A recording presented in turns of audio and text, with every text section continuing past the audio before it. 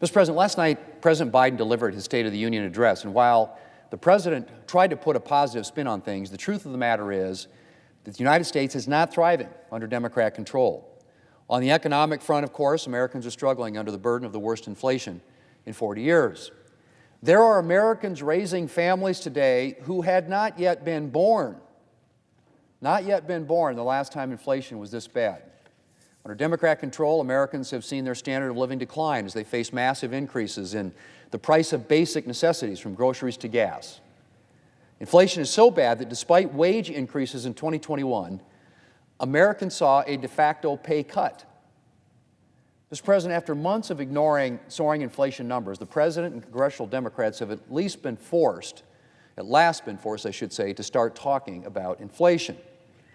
But unfortunately, it's become clear that they still don't understand why this inflation disaster happened and how their massive government spending spree, the so-called American Rescue Plan Act, helped create this crisis.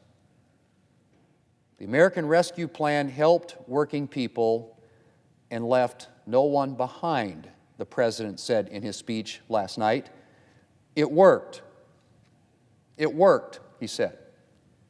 Well, Mr. President, if President Biden believes that, I've got some oceanfront property in South Dakota to sell him. The truth of the matter is that working Americans are struggling right now in large part due to the American Rescue Plan. The American Rescue Plan Act was not a targeted COVID relief bill. It was a massive, unnecessary spending spree that sent too much government money into the economy. And predictably, the economy overheated as a result. Now, I'm glad that Democrats are starting to acknowledge our inflation crisis, but it would be nice to see them recognize how it actually came about and commit to not repeating their mistakes in the future. Mr. President, inflation is not the only domestic crisis that we've been facing on Democrats' watch. Our nation's also experiencing a border crisis that has resulted in a security, enforcement, and humanitarian nightmare.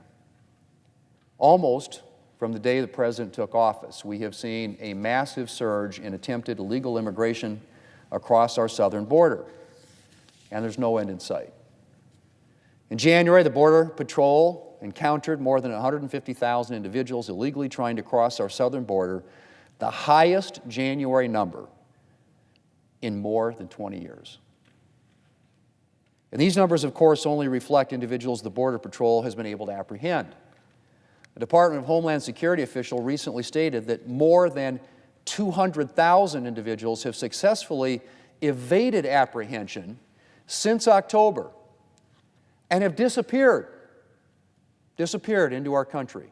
More than 200,000 individuals.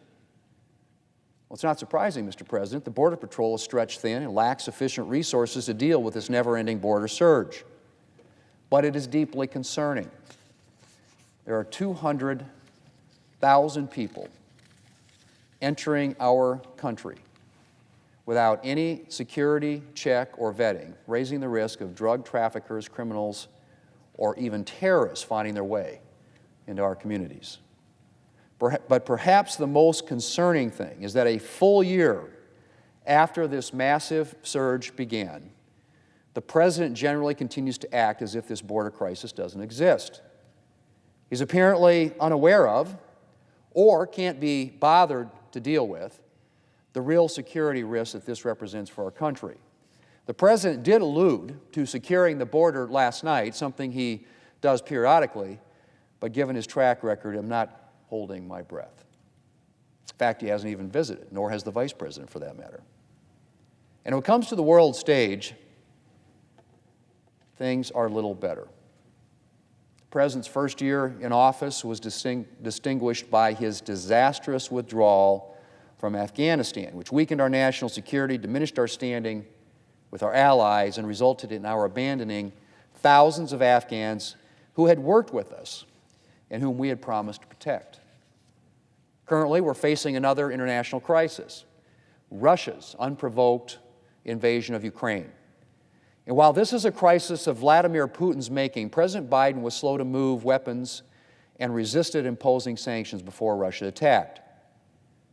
I hope that in the days to come, the President will stand strong against Russian aggression and not hesitate to impose any additional sanctions that may be necessary to isolate Putin and his cronies and to halt the Russian advance. Mr. President, as I said, the United States is not thriving under Democrat control. And a big reason for that is because the President and congressional Democrats have had one thing on their mind since taking office, and that is implementing a wide-ranging, far-left socialist agenda. Democrats' lack of leadership on the big issues facing our country and our world has been striking. And I think the truth is that Democrats have seen those big issues as distractions from their real goal in taking office, and that is implementing that far-left agenda. So while inflation spiked and then spiked again, Democrats were AWOL. They were focused on passing a massive tax and spending spree that would unquestionably make our inflation problem even worse.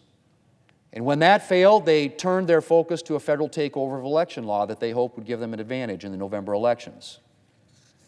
This week, as Vladimir Putin continued to pursue his apparent dream of reconstituting the Soviet Union by pushing further into Ukraine, Democrats took a vote on, of all things, legislation to remove virtually all state-level restrictions on abortion. Yes, that was the big vote this week. Legislation to remove nearly every state-level restriction on abortion, despite the fact, I might add, that the majority of the American people support restrictions on abortion. But that doesn't matter to Democrats. If the Planned Parenthood wing of the party wants a vote on unrestricted abortion on demand, that's what it gets.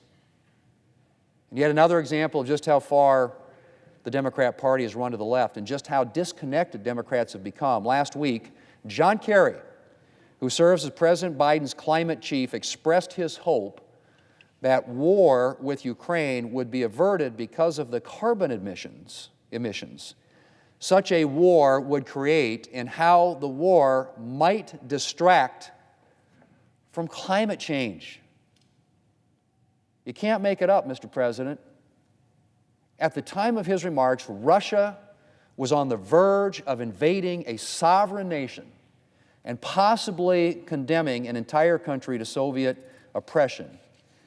And a key member of the President's administration was worried about how the war might distract from climate change.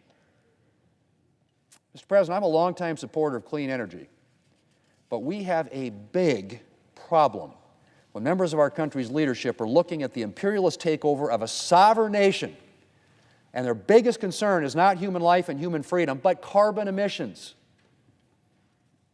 Well, it's another sign of just how ideological the Democrat Party's become. Nothing is allowed to come between the Democrat Party and its far-left agenda. Mr. President, President Biden made some nods toward bipartisanship last night, but it remains to be seen whether Democrats and the President are capable of setting aside their far-left agenda to address the priorities facing this country. And given some of the measures the President proposed last night, I have my doubts. But I hope for the sake of our nation that Democrats will rethink their ever more rigid allegiance to the far left and instead to work with Republicans in a bipartisan fashion. The American people deserve better than what Democrats have given them over this past year. Mr. President, I yield the floor.